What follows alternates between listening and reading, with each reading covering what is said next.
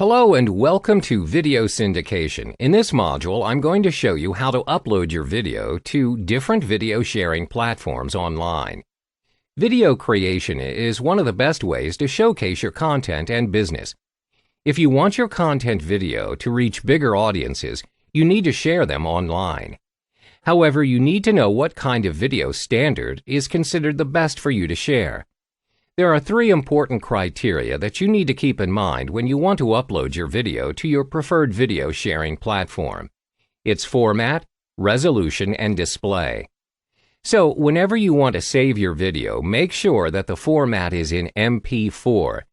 This is currently the best video format out there because it's compatible to almost all devices and programs. Next is the resolution and its display. Make sure that your video size is at 1280 by 720 and displayed at 720p or above. This is what's commonly known as a high-definition video, or HD. This is the default video standard that must be practiced whenever you want to create a content video. Now that you've set your video to its best setting, time for you to start uploading them to some of the major video sharing platforms.